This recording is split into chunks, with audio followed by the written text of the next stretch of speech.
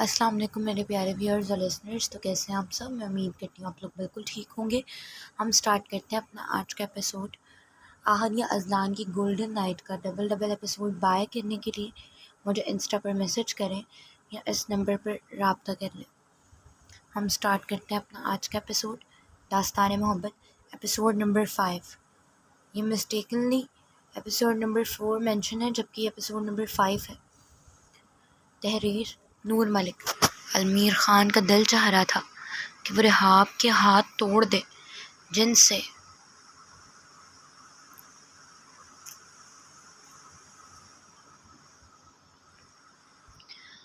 وہ اس کی خانم کو چھو رہا تھا، مگر اس وقت صرف اسے اپنی خانم کی عزت اور جان کی پرواہ تھی. وہ ہاسپٹل میں تماشا نہیں لگانا چاہتا تھا، مگر سب سے بڑی بات یہ تھی کہ اسے کیا ہوا تھا. اسے بے سدھ دیکھتے المیر خان کا دل لرزا تھا. وہ دوبارہ کیوں بے ہوش ہو گئی تھی؟ وہ تیزی سے باہر کی جانب بڑھا. اسٹور سے میڈیسن لیتے وہ جلدی سے واپس آیا. اس نے تمام میڈیسن سٹاف کو دیتے اب کمرے سے باہر آ گیا. اس وقت اس کا بس نہیں چل رہا تھا وہ اڑ کے اپنی خانم کے پاس پہنچ جائے. وہ اب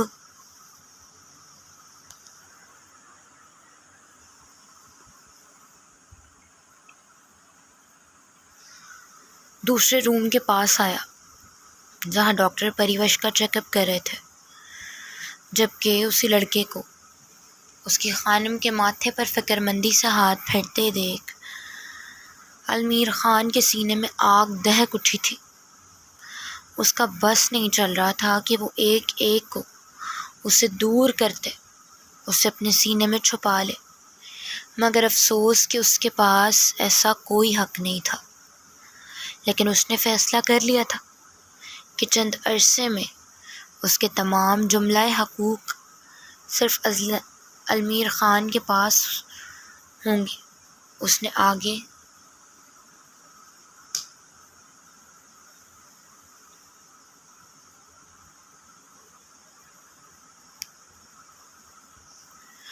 ہوتے پریوش کا چہرہ دیکھنے کی کوشش کی، مگر سب لوگ اس کے آگے کھڑے تھے. المیر خان جیسے اسے دیکھنے کے لیے تڑپ گیا تھا. یہ تڑپ تھی محبت کی کہ کسی کو نظر اٹھا کر نہ دیکھنے والا اپنی خانم کی ایک جھلک کے لیے ترس رہا تھا. وہ سمیر خان کے آنے پر اس کی طرف متوجہ ہوا. اتنی دیر میں رحاب ڈاکٹر سمیت اس کے روم سے باہر آیا. آپ پریشان نہ ہوں مسٹر رحاب، وہ بالکل ٹھیک ہیں، بس اسٹریس کی وجہ سے بے ہوش ہو گئی تھی. آپ یہ میڈیسن لے آئیں.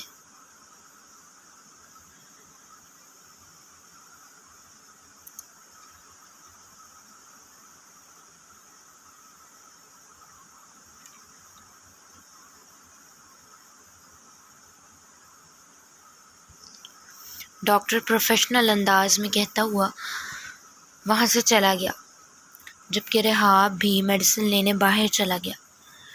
المیر خان اب بلا جھجک اس کے روم میں چلا گیا. نرس اسے ڈرپ لگا رہی تھی. سر آپ یہاں کیوں آئے ہیں؟ میں اس سے ملنے نہیں آؤں گا تو پھر کون آئے گا ان سے ملنے؟ وہ اتنے کانفیڈنٹ انداز میں بولا کہ ایک لمحے کو تو نرس بھی اس کا لہجہ دیکھتے گڑبڑا گئی. سر یہ کون ہے آپ کی؟ نرس نے ڈرتے ڈرتے پوچھا. یہ منکوہا ہے میری. المیر خان اس کا گلابی ہوتا چہرہ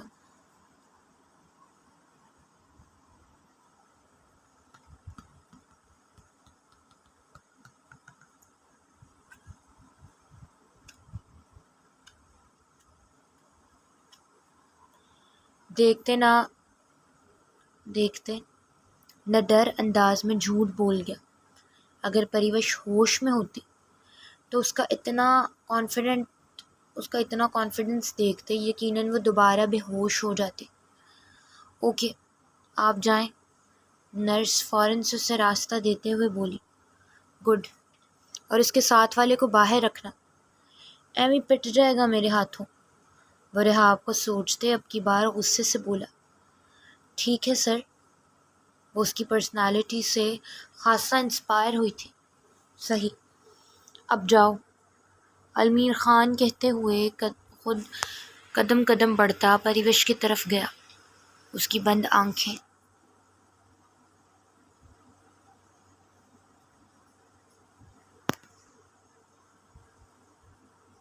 جیسے المیر خان کی دل کو تکلیف پہنچا رہی تھی۔ المیر نے اس کا ڈرپ والا ہاتھ پکڑتے نرمی سے سہلایا۔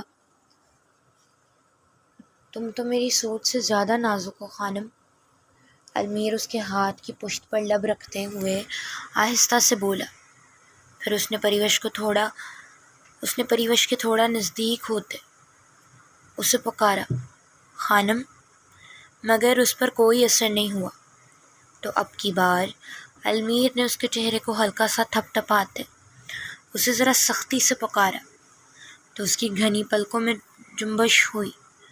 اس نے آہستہ سے اپنی سبز آنکھیں کھولی، مگر اپنے سامنے المیر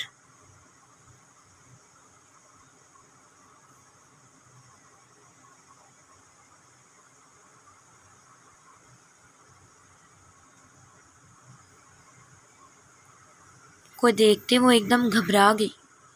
اس نے چیخنے کے لیے اپنے لب وا کیے۔ اس سے پہلے کہ وہ چیختی، المیر نے اپنا بھاری ہاتھ اس کے ہونٹوں پر رکھا۔ خانم، اس قدر کمزور ہو تم؟ صبح سے دوسری ملاقات ہے۔ ایک بار تو میری باہوں میں۔ سچ یاد آیا، وہ کون ہے جس کی باہوں میں یہاں تک آئی ہو؟ المیر خان کا لہجہ یہ پوچھتے وقت سخت ہوا تھا۔ اس کے پوچھنے پر پریوش کو پہلا خیال زرغام کا آیا تھا۔ اگر وہ اسے بتا دیتی کہ وہ اس کا منگیتر ہے تو یقیناً المیر خان نے ایک جنگ یہاں کھڑی کر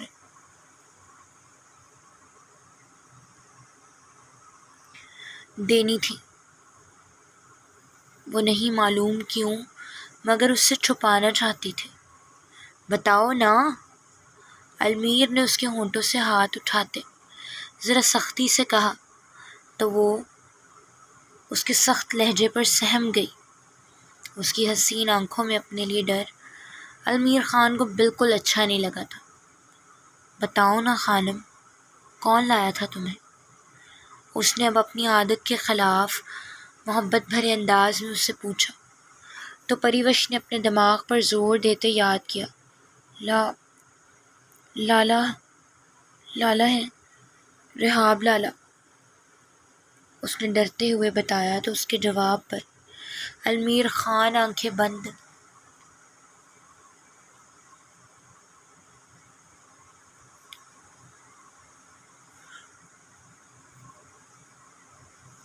کرتے گہرا مسکرایا۔ اتنی پیاری کیوں تھی وہ؟ اچھا، تمہارا لالا ہے، پھر ٹھیک ہے۔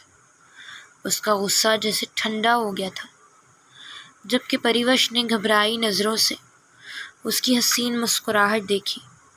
المیر نے اس کا گھبرایا چہرہ دیکھا۔ خانم، تم مجھ سے ڈر رہی ہو؟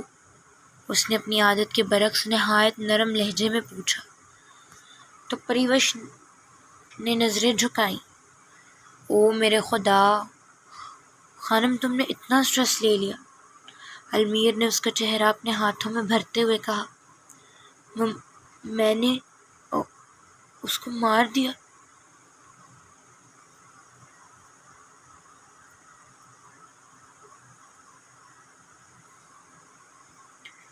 اس کا اتنا خون، اس سے آگے وہ کچھ کہہ ہی نہیں سکی، بلکہ ڈھیروں آنسو اس کی آنکھوں سے گرے۔ خانم ادھر دیکھو، میری جان میری طرف دیکھو۔ المیر نے اس کے آنسو اپنے ہاتھوں سے صاف کرتے نرمی سے کہا تو پریوش نے اس کی طرف دیکھا۔ تم نے کچھ نہیں کیا، پر اس کا قتل، وہ نہیں میرا بچہ، کچھ نہیں ہوا اس کو، وہ سالہ ایک گولی سے مرنے والا نہیں۔ بازو میں لگی تھی اس کو گولی، اور گولی تم نے نہیں میں نے ماری تھی۔ تم کیوں رو رہا زرگے؟ میرا دل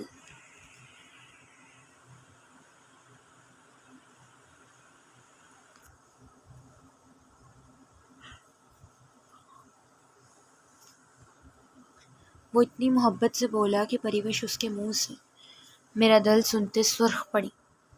اسے سب سے زیادہ حیرانی اپنی ذات پر ہو رہی تھی کہ زرغام بلوچ جو اس کا منگیتر تھا، اس نے اسے خود کو چھونے کی اجازت نہیں دی تھی، اور سامنے بیٹھا یہ شخص جس کا وہ نام بھی نہیں جانتی تھی، نہ صرف دن میں دوسری بار اس سے مل رہا تھا بلکہ اس کے اس قدر قریب تھا۔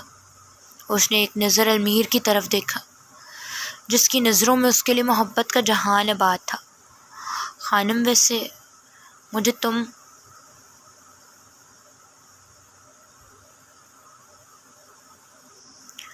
پر ترس آ رہا ہے، اس نے لب کا کونا دباتے ہوئے زومائنی لہجے میں کہا۔ تو پریوش نے ناسمجھی سے اس کی طرف دیکھا۔ تم اس قدر نازک ہو، ذرا ذرا سی بات پر ہوش کھو بیٹھتی ہو، تو اپنے اس جنونی خان کو کیسے برداشت کرو گی؟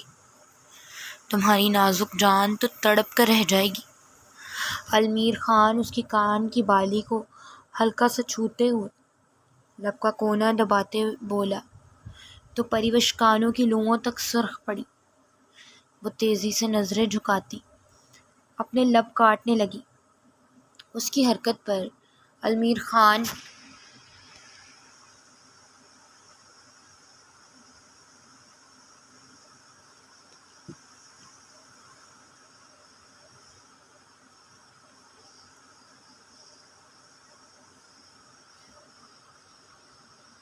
غصے میں آتا، بے ساختہ اسے بیڈ پر دھکا دیتے، اس پر جھکتے، اس کے ارد گرد ہاتھ رکھ گیا۔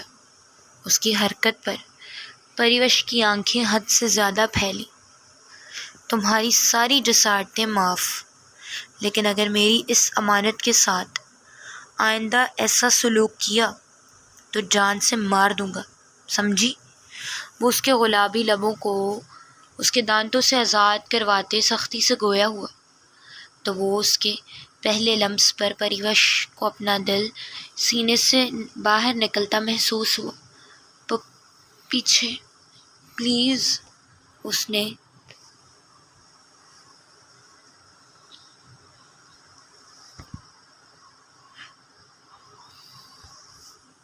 انجانے میں پھر سے اپنے لب دانتوں تلے کچلے، تو اب المیر خان اس کے دور ہونے کی وجہ سے مزید اس کے نزدیک ہوا۔ ان کے چہرے بے حد نزدیک تھے۔ پریوش کو اپنا نازک چہرہ اس کی آگ جیسی دہکتی سانسوں سے جلتا محسوس ہوا۔ کیا سمجھتی ہو تم خود کو؟ میرے دل میں اتر گئی ہو تو اپنی منمانیاں کرو گی؟ میں منع کر رہا ہوں، ان پنکھڑیوں کو ایسے نہیں چھونا، یہ میری ہیں۔ تم پھر وہی کر رہی ہو۔ اب کی بار پھر سے اس کے لب آزاد کرواتے وہ ذرا سختی سے بولا۔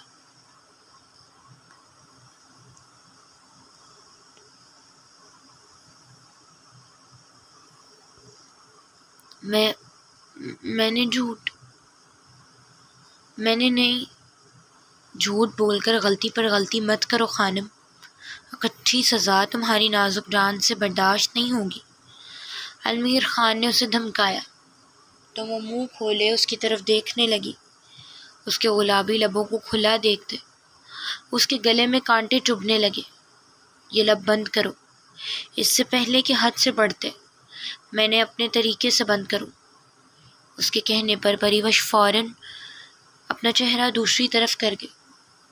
میں نے لب بند کرنے کو کہا تھا، یہ رخ پھیرنے کی اجازت کس نے دی ہے؟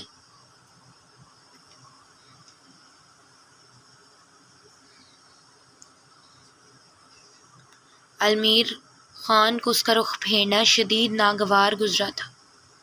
پیچھے ہو جائے۔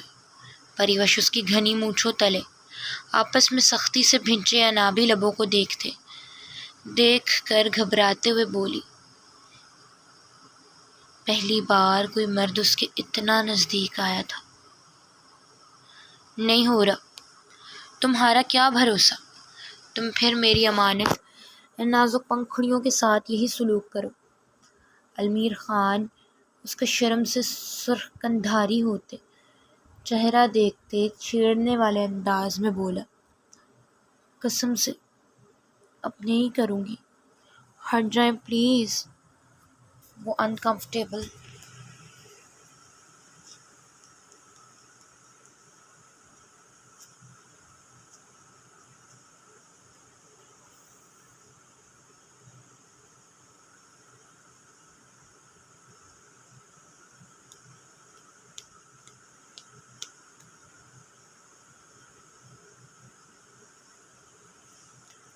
ہوتی ہوئی بولی، پتہ نہیں کیوں المیر خان کو دیکھتے اسے کچھ ہو رہا تھا، دل کانوں میں دھڑکتا محسوس ہو رہا تھا، نظریں بے ساختہ اس کے آگے جھک رہی تھیں۔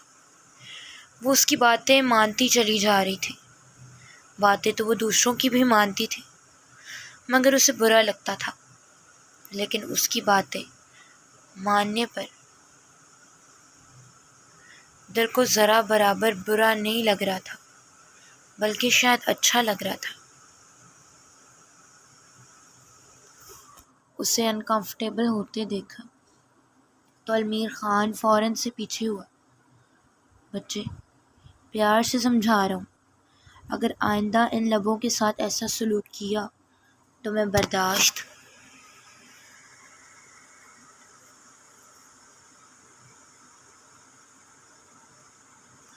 نہیں کروں گا۔ پتہ ہے، میں سگریٹ پیتا ہوں بہت، لیکن اب لگتا ہے کہ میرے سگریٹ کے دن تھوڑے رہ گئے ہیں، کیونکہ جس قدر نازک ہو تم، دھواں بھی تم سے برداشت نہیں ہوگا، لیکن میں اپنا ایک نشہ قربان کرنے کے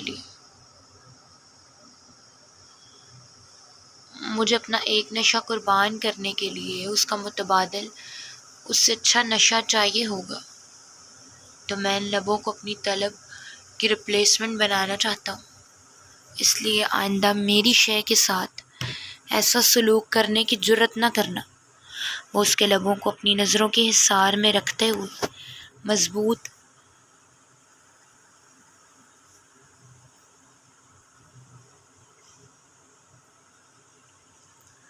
لہجے میں بولا تو پریوش اس کے اتنے استحقاق بھرے لہجے پر گھبرائی۔ اس کی گہری سیاہ آنکھوں میں اپنے لیے وہ جنون دیکھ رہی تھی، مگر وہ تو پہلے سے زرغام بلوچ کی منگ تھی۔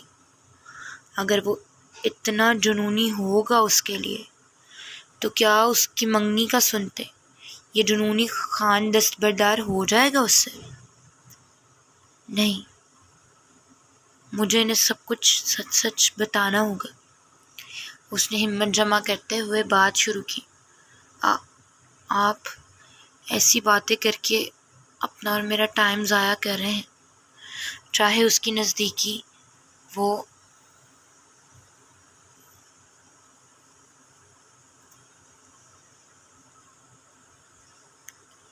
اس سے بری نہیں لگ رہی تھی، وہ اپنے دل کی حالت بخوبی سمجھ رہی تھی، مگر پھر بھی یہ بات وہ کبھی زندگی میں نہیں بھول سکتی تھی کہ وہ ظالم وڈیرے کی منگ ہے جو قتل و غارت کرنے میں ماہر ہے، اور اگر زرغام بلوچ کو اس کی یہاں موجودگی کی بھنک بھی پڑ گئی تو اس کے ساتھ ساتھ سامنے والے کو بھی جان سے مار دے گا۔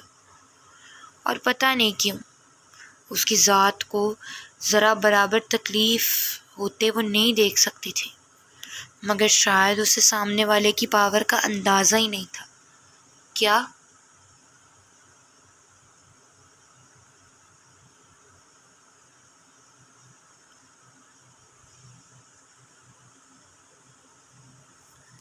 مطلب کیا وقت ضائع کر رہا ہوں میں؟ اس کے کہنے پر المیر خان نے تیزی سے پوچھا۔ وہ میں منگنی، پلیز خانم، مجھے پہلے منگنی والی اذیت میں مت دھکیلو، اتنا صبر نہیں ہے مجھ میں، ہمارا ڈائریکٹ نکاح ہی ہوگا۔ وہ اس کی بات سننے سے پہلے بول پڑا، نہیں، آپ سمجھ نہیں رہے۔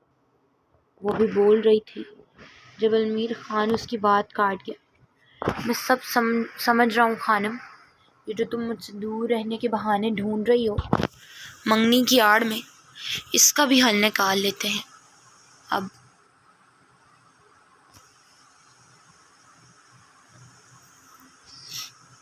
تمہاری خواہش کا احترام بھی تو ضروری ہے، المیر خان نے خوبصورت انداز میں کہتے اپنے ہاتھ میں موجود اپنی رنگ اتارتے وہ رنگ پریوش کو پہنائی، تو پریوش حیرانی سے اسے دیکھنے لگی۔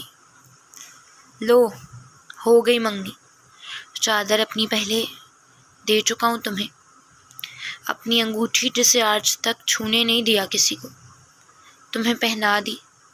آئی نو تمہیں بڑی ہے، مگر فی الوقت میرے پاس تمہارے لیے یہی تحفہ تھا، چادر اور انگوٹھی تمہیں دیتے اپنی منگ بنا لیا ہے، نشانی اور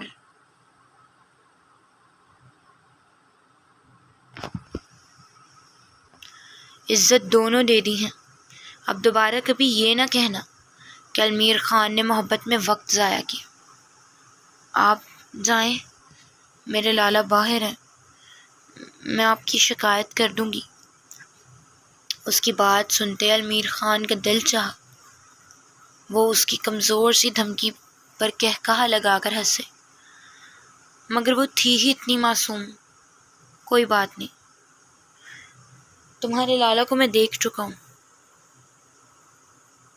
ہینڈسم ہے، کہتی ہو تو خود بلاتا ہوں، شادی کی بات کروں گا اس سے، بس چند عرصے میں میری بہن اور تمہاری بیسٹ فرینڈ کی بہرام سے شادی ہو جائے۔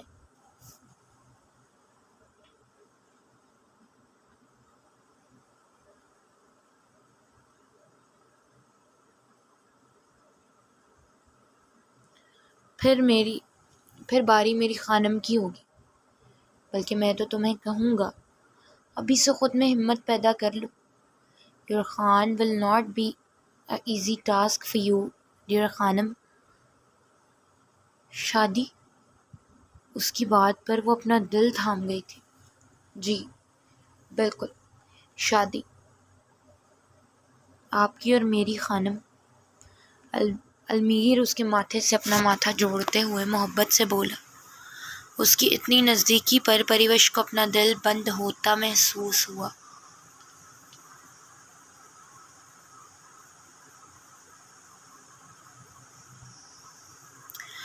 سانس لو خانم، اس سے پہلے کہ سانس رکتے پھر بے ہوش ہو جاؤ۔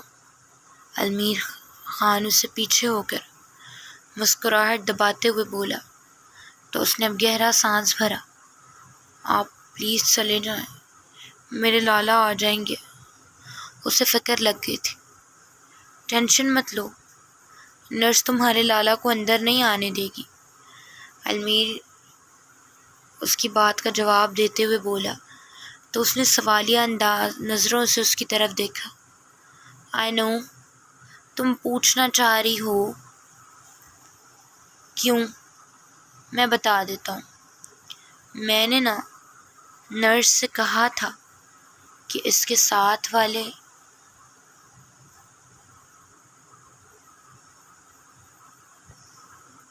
کو اندر نہ آنے دینا، ورنہ پٹ جائے گا میرے ہاتھوں۔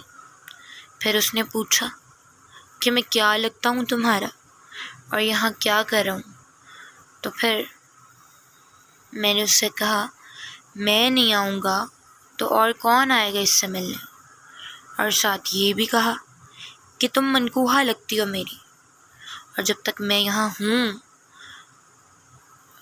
وہ تمہارے لالا کو اندر نہیں آنے دے گی۔ اس نے پرسکون انداز میں چیئر پر بیٹھ کر بولتے اس کا سکون چھین لیا۔ کیا آپ نے اتنا بڑا جھوٹ کیوں بولا؟ وہ چڑھتے ہوئے بولی۔ جھوٹ کہاں بولا ہے جان،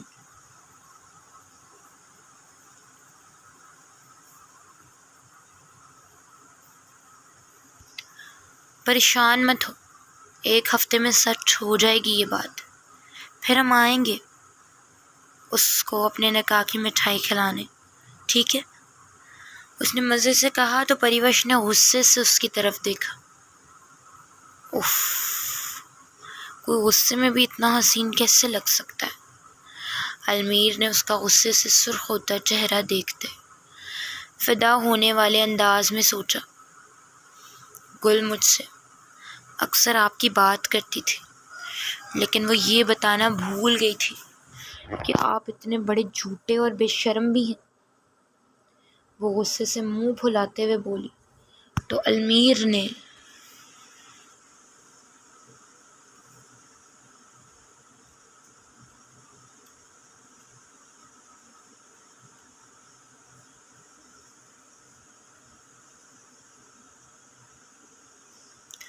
زوردار قہقہا لگایا، پھر اٹھتے ہوئے اس کے پاس آیا۔ دیکھ رہی ہو کتنا مثبت اثر ہوا ہے میرا تم پر، نہ صرف ڈرنا بھول گئی ہو بلکہ غصہ بھی کر رہی ہو۔ دیٹس لائک مائی خانم۔ اور خانم، جھوٹے ہونے کی صلاحیت تو تم میری دیکھ چکی ہو، البتہ بے شرمی تمہیں نکاح کے بعد دکھاؤں گا، بلکہ یو فیل اٹ۔ وہ بے باکی سے آنکھ ونک کرتے ہوئے بولا تو پریوش کے پورے وجود کا خون اس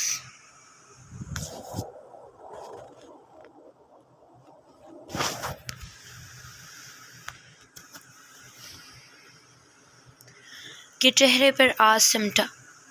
آپ چلے جائیں، وہ شدید غصے میں بولی۔ کیا یہ غصے کا ایکسٹریم تھا؟ اس طرح سے بولو گی تو میں کیسے جاؤں گا؟ ایسے سرخ چہرے کے ساتھ کیوٹ انداز میں بولو گی تو میں جاؤں گا نہیں، بلکہ یہیں تھم کے رہ جاؤں گا، پھر تمہیں میری نظروں سے بھی شرم آئے گی۔ المیر تو مر مٹا تھا اس پر، جبکہ پریوش کو سمجھ نہیں آ رہی تھی کہ وہ ایسا کیا کہے کہ وہ چلا جائے۔ اس کی منگنی والی بات بھی اس نے سنی نہیں تھی، بلکہ اس میں بھی اپنی منوا کے اس نے انگوٹھی تک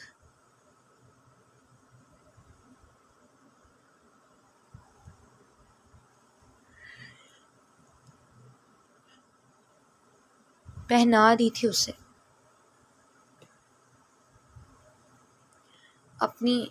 اپنی بے بسی پر رونا آ رہا تھا۔ اے بچے، ریلیکس، کچھ نہیں کہہ رہا میں، پریشان نہ ہو، اور ان حسین آنکھوں سے آنسو نہ بہانا۔ تمہاری آنکھوں سے آنسو بہیں گے تو میرا میٹر شارٹ ہوگا، پھر میں نقصان کر دوں گا۔ وہ اس کے ساتھ اپنی ذات کو بالکل ٹھیک طریقے سے ڈسکرائب کر رہا تھا۔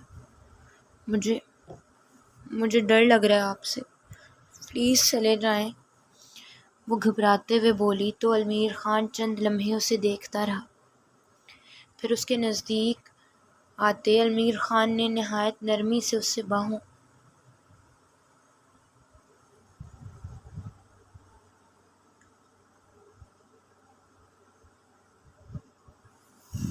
میں بھرتے اپنے سینے سے لگایا۔ وہ اس کی جرأت پر حیران ہوتے۔ پریوش نے تیزی سے مزاحمت شروع کر دی، مگر المیر خان نے اس کے بالوں میں ہاتھ پھیرنا شروع کر دیا۔ چھوڑیں، وہ تڑپی۔ بس، کچھ نہیں ہوا۔ میری جان، کیوں ڈرتی ہو مجھ سے؟ جو کچھ کیا تمہاری حفاظت کے لیے کیا، زرگے، میرا دل آپ نے مارا تھا اس کو، وہ بری طرح روتے ہوئے بولی۔ ہاں، میں نے مارا، اور خدا کی قسم میں آگے بھی ماروں گا اس کو جو تمہیں تکلیف پہنچانے کا باعث بنے گا، سمجھ؟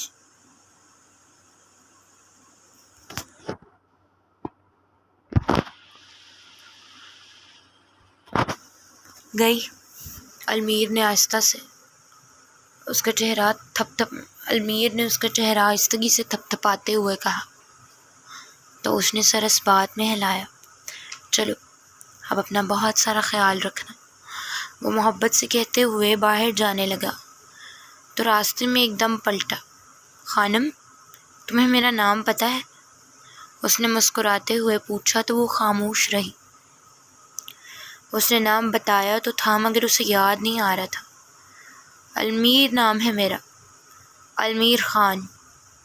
اور مجھے یاد کرنے کے لیے تمہارے پاس کوئی نام تو ہونا چاہیے نا، بلکہ تم مجھے خان کہنا، مجھے زیادہ اچھا لگے گا۔ وہ کہتے اب روم سے باہر چلا گیا۔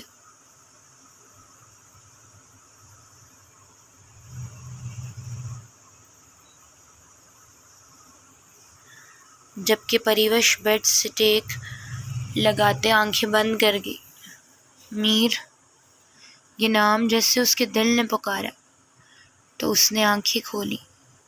اس نے فوراً سے آنکھیں کھولیں، اپنی رنگ فنگر میں موجود اس کی سیاہ نگ والی انگوٹھی دیکھی جو اسے بڑی تھی، پھر اپنے ارد گرد لپٹی اس کی شال دیکھی۔ یہ تم کیا کر رہی ہو پریوش؟ دشمن کے بیٹے سے محبت کرو گی تو بابا سائیں مار دیں گے۔ تو کیا اگر میر دشمن کے بیٹے نہ ہوتے تو پھر بھی ان سے محبت جائز؟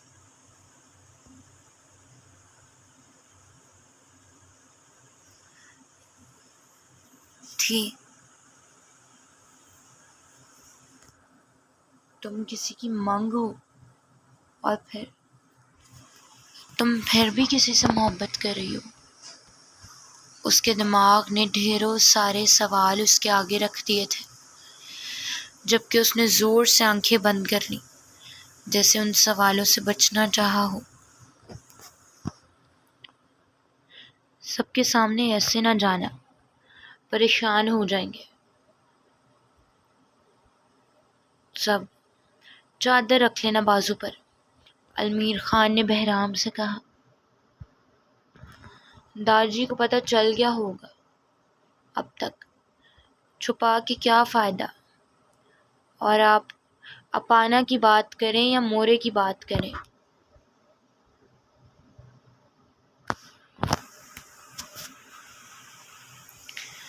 کہ وہ پریشان ہوں گی، آپ کی بہن ناراض ہوگی۔ بہرام آنکھیں بند کرتے سیٹ کے ساتھ سر ٹکاتے آہستہ سے بولا تو المیر نے اس کی طرف دیکھا۔ گل کا ناراض ہونا بنتا ہے، تمہیں کچھ ہو جاتا تو؟ وہ لاپرواہی سے بولا۔ اس وجہ سے ناراض نہیں ہوا کرتی وہ، کارنامہ سنا کے زخم دکھاؤں گا تو خوشی سے بولے گی I am proud of you, پھر اس بات پر ناراض ہو جائے گی کہ وہ کمینہ زندہ کیوں بچ گیا۔ کسی کا حق کھانے والے کو زندہ رہنے کا کوئی حق نہیں، ایسی ہے وہ جھانسی۔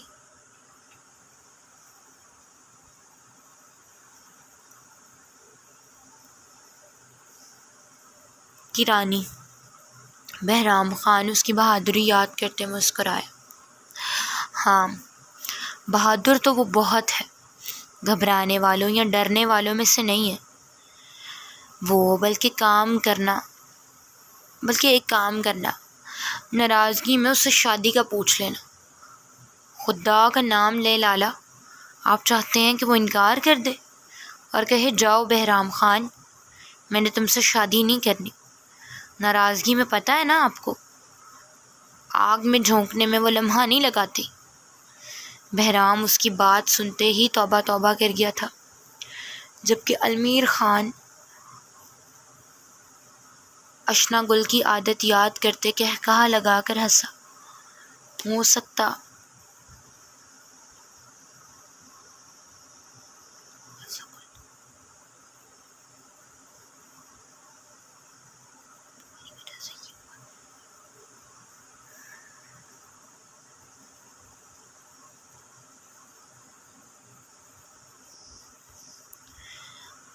ہے اپنی گھڑ سواری کا کمپٹیشن جیتنے کے بعد وہ خوشی میں ہاں کر دے۔ لیکن آپ ایک بات بتاؤ، آپ اتنا کیوں مسکرا رہے ہو؟ اس نے چھیڑنے والے انداز میں پوچھا۔ کیا مسکرانے پر ٹیکس لگتا ہے کوئی؟ وہ ذرا سختی سے بولا۔ ہاں بھائی، کل تک تو لگ رہا تھا۔ آج لگتا ہے آپ نے لائف ٹائم سبسکرپشن لے لیا ہو مسکرانے کا.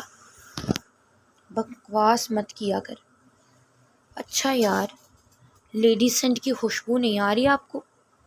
وہ اس کا جھوٹ پکڑنا چاہتا تھا، مگر اس کی بات پر علمیر خان ایک لمحے کو سٹ پٹایا. ہاں وہ گل.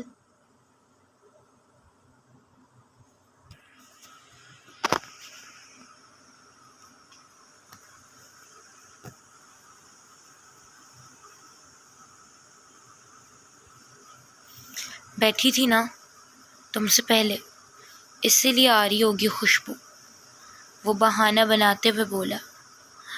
ہاں گل بیٹھی ہوگی، اسی لیے آ رہی ہے لالا. ویسے نکاح کب کیا آپ نے؟ اس نے مزے سے پوچھا. نکاح؟ کون سا نکاح؟ میں نے کب کیا نکاح؟ وہ ڈرتے ہوئے بولا. وہی تو میں بھی سوچ رہا ہوں، آپ نے کب کیا نکاح؟ اور نکاح کیا تو مجھے بتایا ہی نہیں. لیکن پتہ نہیں کیوں میں نے پوچھا آپ کہاں ہیں تو نرس کہنے لگی آپ سامنے والے روم میں موجود اپنی منکوحہ سے مل رہے ہیں. اس کی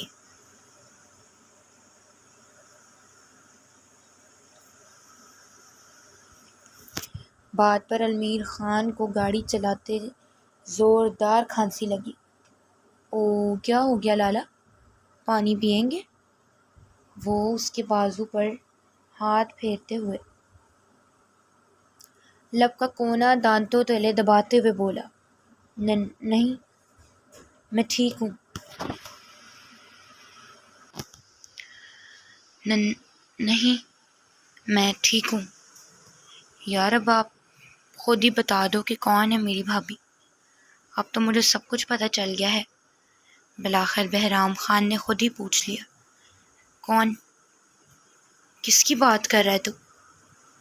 وہ کہاں آرام سے ماننے والا تھا. او خدا کی پناہ، ویسے پورا میسنا ہے تم لالا.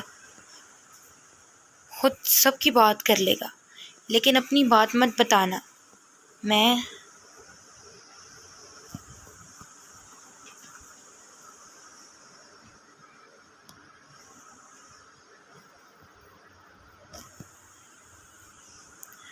نے سچ کہا.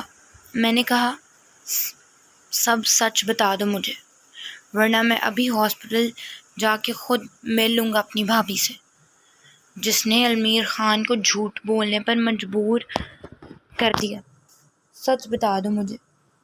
اس نے بلیک میل کیا تو علمیر خان نے غصے سے اس کی طرف دیکھا، پھر سنجیدگی بھرے لہجے میں بولا. گل کی دوست ہے وہ. او یعنی میری سالی صاحبہ. اس کی ایکسائٹڈ ہوتی زبان کو علمیر کی سخت نظر نے ہی بریک لگا دی تھی. ٹھیک ہے میں رشتہ بتا رہا ہوں بس. وہ احتیاطاً بولا. اپنا منہ بند رکھنا. پھٹے اسپیکر کی طرح پوری حویلی میں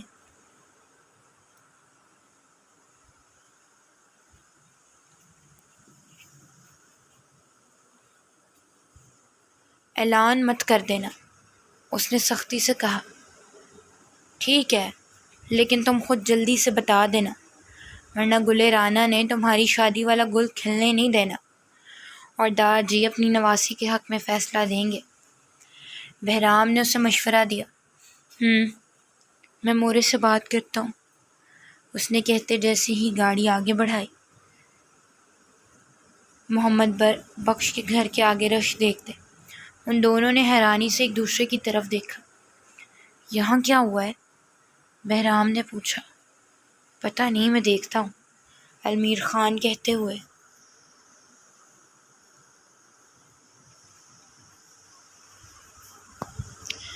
گاڑی سے اترنے لگا تو اس کا فون رنگ ہوا. اسکرین پر داجی کا نمبر دیکھتے اس نے کال ریسیو کی، جنہوں نے فوراً سے پہلے اس سے گھر آنے کو کہا تو وہ یہ معاملہ بعد میں دیکھنے کا ارادہ کرتے خان حویلی کی طرف بڑھ گیا.